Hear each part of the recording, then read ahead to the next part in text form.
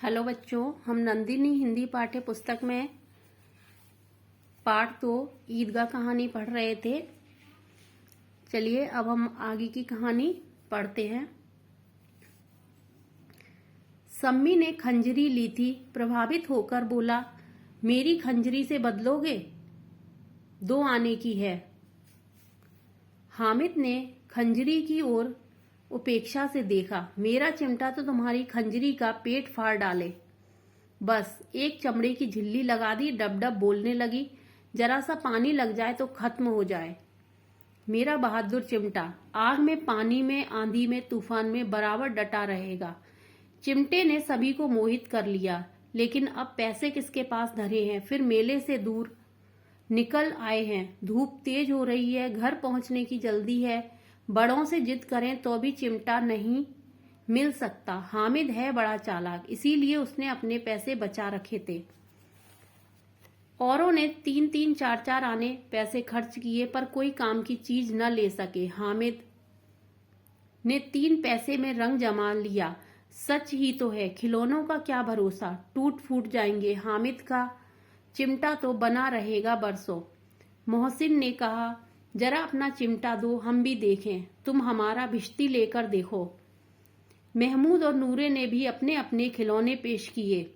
हामिद को इन शर्तों को मानने में कोई आपत्ति न थी। चिमटा बारी बारी से सबके हाथ में गया और उनके खिलौने बारी बारी से हामिद के हाथ में आए। कितने खूबसूरत खिलौने थे। रास्ते में महमूद को भूख लगी।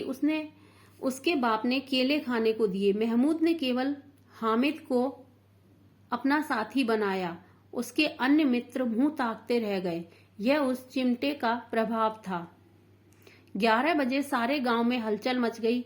मेले वाले लौट आए। मोहसिन की छोटी बहन दौड़कर भिश्ती उसके हाथ से छीन लिया और मारे खुशी के उछली तो मियां भिश्ती नीचे आ गिरे और सुरलोक सिधार गए।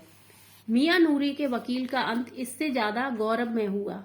वकील जमीन पर या ताक पर तो बैठ नहीं सकते, उनकी मर्यादा का विचार तो करना ही होगा। दीवार में 2 खूंटियां गाड़ी गईं, उन पर लकड़ी का एक पटरा रखा गया। पटरे पर कागज का एक कालीन बिछाया गया। वकील साहब राजा भोज की भांति सिंहासन पर बिराजे। नूरे ने उन्हें पंखा झलना शुरू किया। अदालतों में खसकी चटियां और बिजली के पंखे रहते हैं, क्या यह मामूली पंखा भी ना हो? बांस का पंखा आया और नूरे हवा करने लगा। मालूम नहीं पंखे की हवा से या पंखे की चोट से वकील साहब स्वर्ग लोक से मृत्यु लोक में आ गए। उनका माटी का चोला माटी में मिल गया। फिर बड़े जोर शोर से मातम हुआ और वकील साहब की अस्थियां घूरे पर डाल दी गईं। अब मियां हामिद का हाल सुनिए। अमीना उसकी आवाज सुनते ही दौड़ी और उसको गोद में उठाकर प्यार करने लगी। सहसा उसके हाथ में चिमटा देखकर वह चौंकी। बोली, यह चिमटा कहाँ से आया? मैंने मोल लिया है। कै पैसे में? 3 पैसे दिए। अमीना ने छाती पीट ली। यह कैसा बेसमझ लड़का है। दोपहर हुआ, कुछ खाया न पिया, लाया क्या चिमटा? सारे मेले में तुझे कोई चीज न मिली जो यह लोहे का चिमटा उठा लाया? हामिद ने अपराधी भाव से कहा, तुम्हारी उंगलियां तवे से जल जाती थी, इसीलिए मैंने लिया। बुढ़िया का क्रोध तुरंत स्नेह में बदल गया। बच्चे में कितना त्याग, कितना सद्भाव और कितना विवेक है।